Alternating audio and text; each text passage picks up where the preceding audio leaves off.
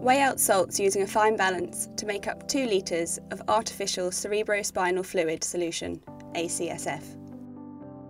Top it up with deionised water to around 1.9 litres, leaving enough room to add other components later. Shake well and make sure all salts have dissolved. Bubble ACSF with Carbogen, 95% oxygen, 5% carbon dioxide, for 15 to 20 minutes to stabilise the pH to 7.3 to 7.4. Afterwards, add 4.8 ml of 1 molar calcium chloride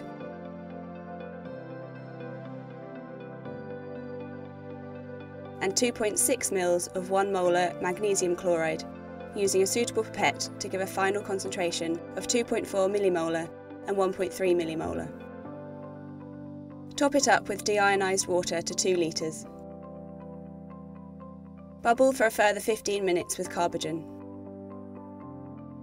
Then, chill 1 litre of ACSF over ice until it is cold, at or below 4 degrees C. Mount a double-edged razor blade onto the knife holder, screw to tighten into place. Set the microtome to the desired thickness, 2 to 500 microns for brain slices, and adjust the cutting speed to the desired setting. In this case, number 3 or 0.15 millimeters per minute. Place the brain into pre-chilled ACSF solution. For hippocampal sections, trim the brain by cutting off the cerebellum, which provides a flat surface to mount the brain with, and a small part of the prefrontal cortex.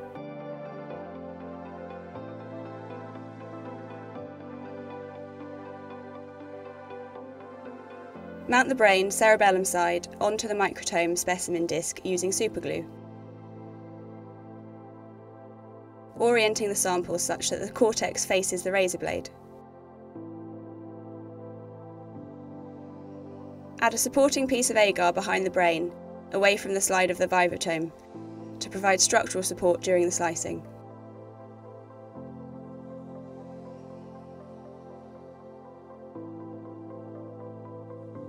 Set the limit stop positions of the microtome to define the start and stop positions of the slicing.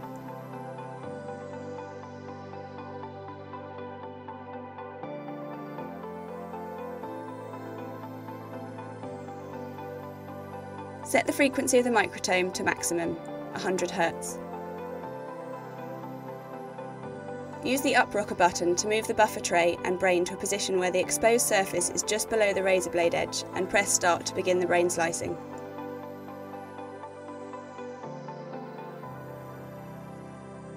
It is important to continually top up the chamber with cold ACSF solution to keep the brain tissue cool while slicing. If unfamiliar with brain anatomy, use a reference such as Paxinos and Watson, the Rat Brain Atlas, to ensure correct slicing of the brain area. Using a transfer pipette, transfer each individual brain slice containing the region of interest from the buffer tray to a clean Petri dish pre-filled with chilled ACSF. Carefully hemisect the brain down the midline and transfer the individual slices to a holding chamber pre-filled with ACSF. Store the slices for at least 1 hour at room temperature to allow the brain tissue to recover from the mechanical shock of slicing. Prepare intracellular recording solution into a 1 ml Eppendorf tube from pre-prepared stock solutions. Here we added Alexa 633 dye to a final concentration of 50 micromolar to allow for further IHC experiments of the recorded brain neurons. Make an electrode filler by melting a 1 ml plastic Pasteur pipette over a Bunsen burner flame. Once the Pasteur pipette has turned opaque within the flame, pull each end apart to stretch the plastic, and once cooled down, cut, allowing enough length to reach the bottom of the recording pipette. Fill the electrode filler with the intracellular solution. Fabricate a glass recording pipette by using appropriate glass capillaries and pipette puller. It is essential to ensure that the batch-specific molecular weight is used to determine an accurate concentration of test compounds. On all Abcam compounds, the batch-specific molecular weight is clearly displayed on the vial. Prepare the test compound and make the stock solution by weighing out the compound using a fine balance. Stabilisation instructions can be found on the certificate of authenticity accompanying your product or on the website. Some products may be difficult to solubilise, and you may find that rapid stirring, warming in a water bath or sonication of the solution may help. Solubility is temperature dependent.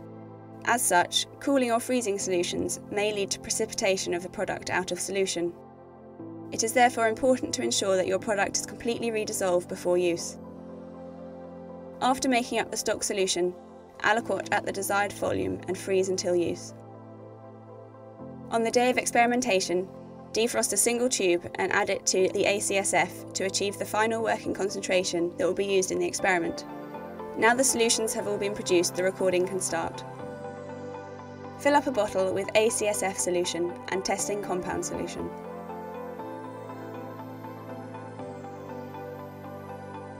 Bubble both with carbogen and adjust the flow rate of the ACSF solution to approximately 5 mL per minute using metal Hoffman clamps.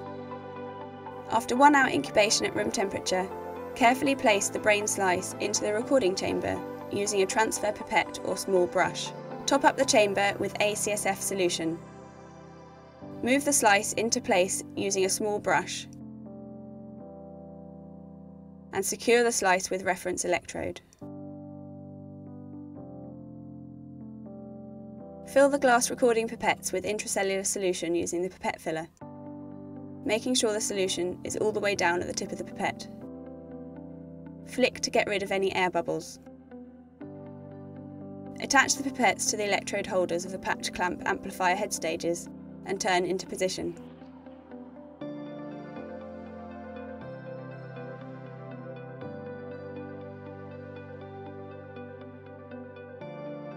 Using fine control micro-manipulators, descend the recording pipettes to the region of interest within the brain slice, here the CA1 region of the hippocampus.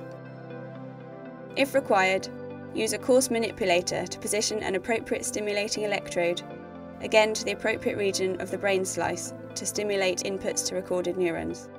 Here this is within the Schaffer collaterals of the hippocampus.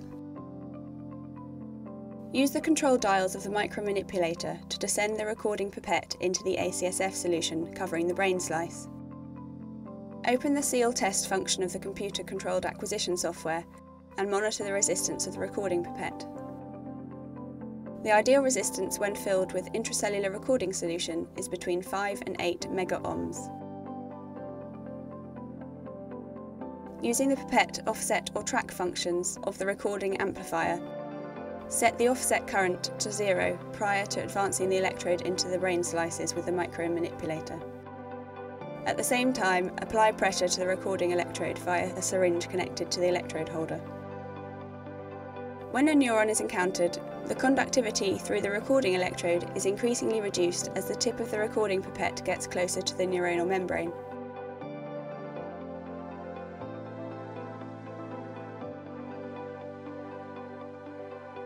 Gentle positive pressure is applied via the syringe to clear the tip of the recording pipette of any debris that may occlude it as the recording electrode is lowered through the brain slice. Once close to a neuron, the height of the injected current step will have fallen to approximately 20% of its starting value.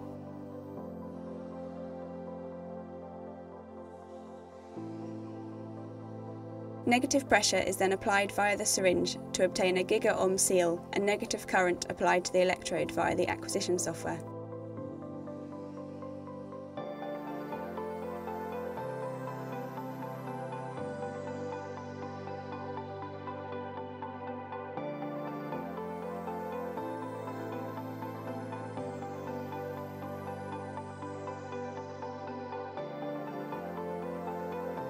After allowing the giga-ohm seal to improve over time, we apply further negative pressure via the syringe to rupture the membrane and gain direct access to the cytoplasm of the neuron, whilst maintaining a tight seal to prevent current leakage.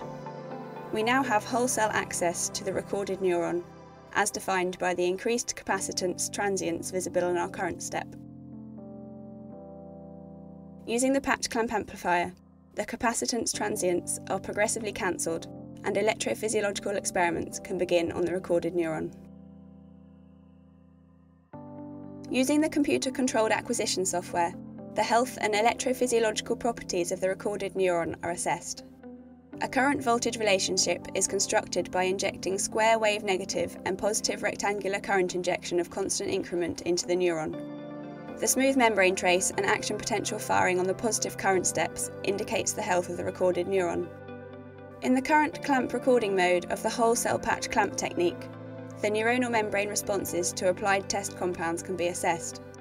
In order to test the effects of test compounds, switch the recording solution from ACSF in the main ACSF bottle to the pre-prepared test compound contained within 50 ml syringes connected to the recording chamber by three-way taps.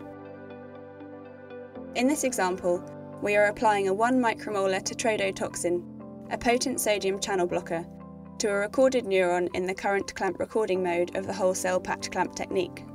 The cessation of spontaneous action potential firing can clearly be observed. Using the stimulating electrode placed within the Schaffer collateral pathway of the hippocampus, the responses to electrically evoked postsynaptic potentials can also be monitored. Here, a mixed excitatory glutamatergic EPSP and inhibitory GABAergic IPSP can be seen in response to electrical stimulation. Once the experiment has finished, the brain slice is removed from the recording chamber using a paintbrush and carefully placed within a suitable glass container.